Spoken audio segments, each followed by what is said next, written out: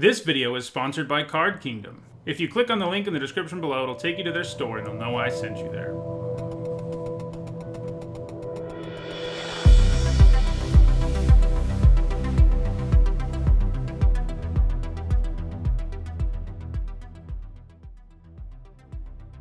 Hello everyone, I'm Nita Hone, and it's Friday, so that means it's time for another MTG Top 10. Most of the time, this series ranks cards based on how they've performed at Magic's highest level of competition, but I like to throw in a worst video that is based on my own opinion every now and again, and that's what I'm doing today. I'm looking at the worst cycles in all of Magic. A cycle is a group of cards that are intentionally designed to be similar to one another. An obvious example would be the Guild Mages we see in Ravnica sets or the Signpost Uncommons we see for every color pair in most limited sets. The most common kinds of cycles are those where each color gets one card. Core Set 2021, for example, has several cycles, including the Sanctums pictured here, as well as a rare 5-card cycle of Tribal Payoffs and a mythic rare Planeswalker for each color.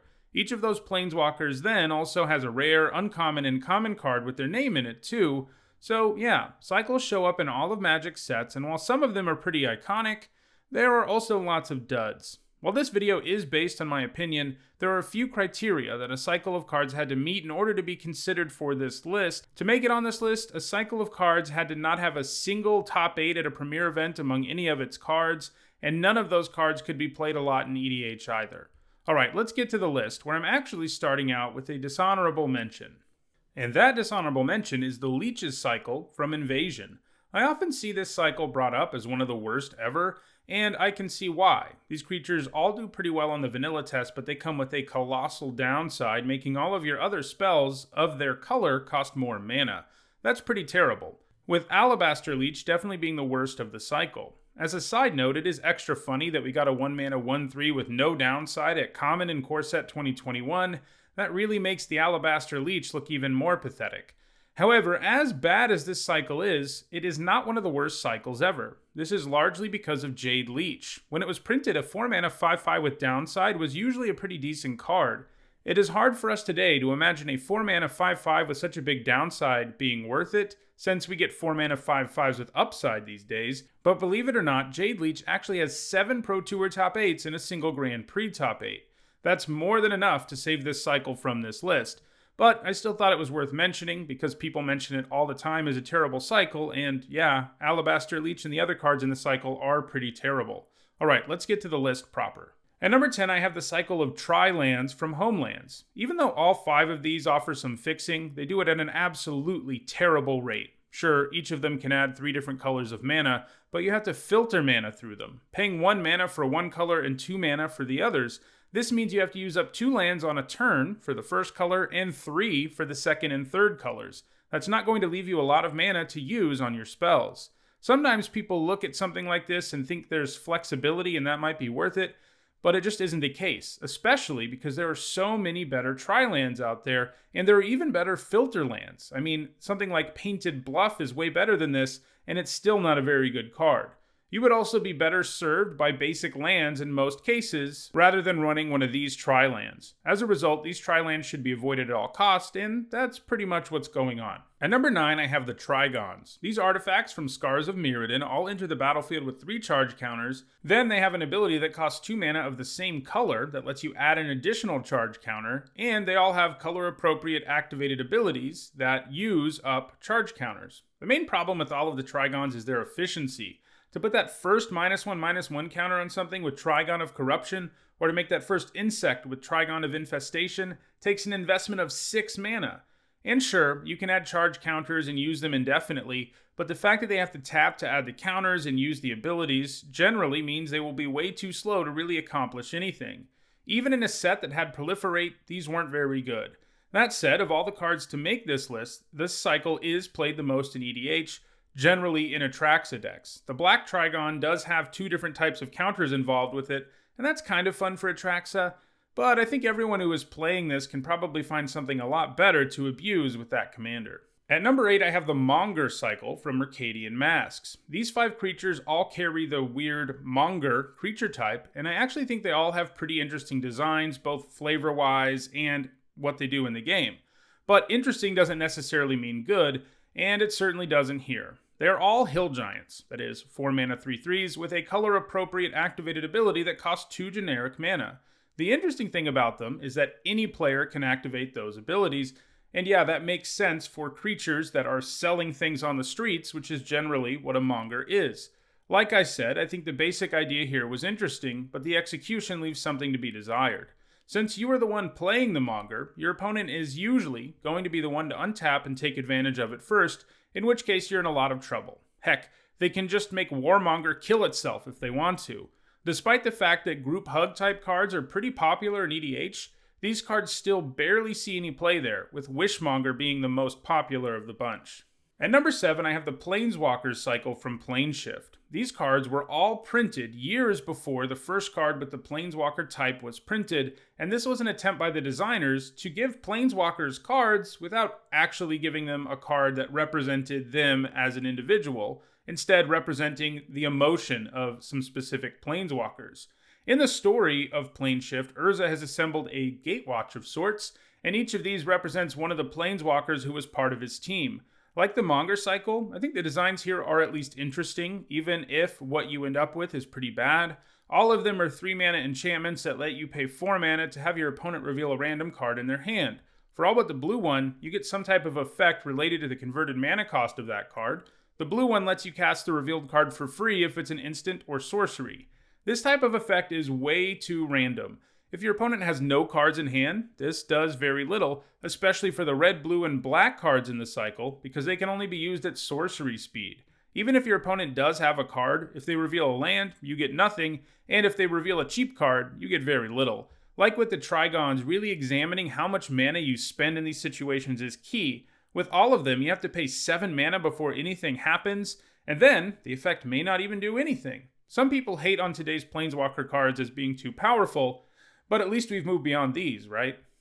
At number 6, I have the original Lucky Charm cycle. This was the nickname for a cycle of 5 cards that showed up in Alpha. All of them gain you life when a player plays a spell of the right color, provided you pay 1 mana for it. I think this cycle is bad power-wise and bad from a design perspective. Any cycle that has a bunch of cards that do the same exact thing with only 1 color word changed on the card always seems super lazy to me. I'll give these a bit of a pass because it was Alpha, but still.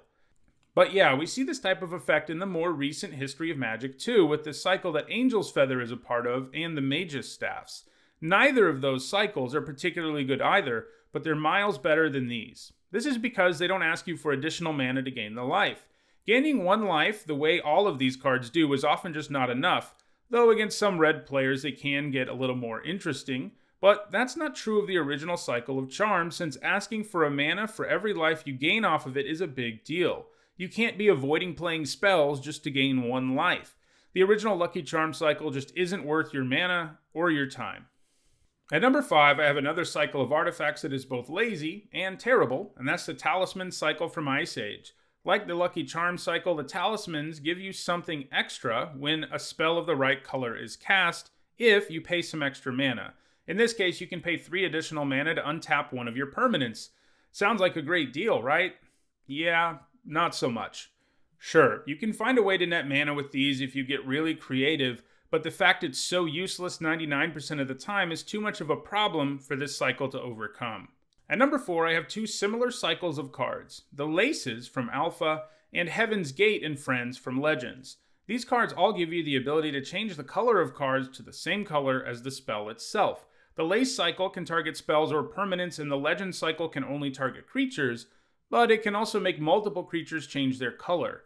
Changing the color of stuff can matter sometimes, like with Protection for example, but there are way too few situations where changing the color of a card on the stack or a permanent is going to matter, and that is all these cards do. There aren't really any cards that change the color of something that are worth playing overall in Magic, at least if that's all the card does. Obviously, a card like Wild Mongrel is really good, but it has nothing to do with its color changeability. Pretty sure the only exception to this in the game's history is Painter's Servant, but it's miles better than these because it affects everything, which opens up some combo potential, and it doesn't hurt that it has a body either. At number 3, it is the Shrine Cycle from Odyssey. These are all rare enchantments that cost 1 generic and 2 mana of the same color, and they have a symmetrical effect on the board that does something extra for any player who casts a card with the same name as a card in a graveyard. The effect gets larger for each card with that name in the graveyard, so obviously this is a cycle that is almost entirely useless in EDH since it's a singleton format, but these cards were terrible in formats where you regularly played 4 copies of cards too. This is admittedly another bad cycle that I think occupies some interesting design space, but it is still pretty bad. It's hard to have control over who will get the most benefit or harm out of any of these, and that overall makes them way too unreliable to play in a game you have any intention of winning. At number 2, I have the cycle of anti-landwalk enchantments from Legends. These are all 3-mana enchantments that, well, turn off landwalk. This type of tech has never really been worth it in Magic. Sure, there have been some good landwalk creatures over the years, but never enough that having any of these in your sideboard was worth it. I mean, even in the whole history of the game since these were printed, there haven't really been that many cards with landwalk. Wizards never used it a ton, and it was completely retired a few years ago. So most of the time, these just won't do anything. For example, there are 27 cards in the whole game with Mountain Walk, 8 with Planeswalk, and so forth. Even if this was just one card, a 3-mana enchantment that turned off all landwalk, it still wouldn't be a good card, so this cycle definitely is not. And at number 1, it's the banding lands from Legends, which means that 2 separate Legends cycles are at the top of this list. In general, Legends tends to feature a lot on worse lists, but this is an especially bad showing. Anyway, yeah, these lands are all really bad. They make the tri-lands at number 10 look like the original dual land cycle. So, the first thing you might notice, these lands don't actually tap for mana. At all. That was something they did from time to time in Magic's earlier days, and sometimes it resulted in an interesting design, and in some cases even powerful cards, but these are neither. They definitely would have needed to be capable of adding mana to your mana pool to even have a hope, and they don't do that. The actual effect they have is also pretty bad. They give your legends of a particular color banding, and banding is considered by many one of the worst mechanics ever, but it doesn't even give them regular banding. This is actually a strictly worse version of banding because it only lets your legends band with other legends. Pretty hard to ever make that happen. Even though Legendary Matters decks exist in EDH, like Reiki, The History of Kamigawa, or Captain Sasei, these lands are still barely played in the format, and that's how it should be. Well, that does it for this MTG Top 10. Do you think there are any terrible cycles that I left out of this list? Let me know in the comments. Also, let me know if I bashed one of your favorite cards. If you enjoyed this video, don't forget to like it and share it so that others can enjoy it too. If you want to make sure you catch future MTG Top 10s, don't forget to subscribe. And if you want to catch up on the almost 300 I've already done, you should see the playlist on your screen now. Thanks for watching.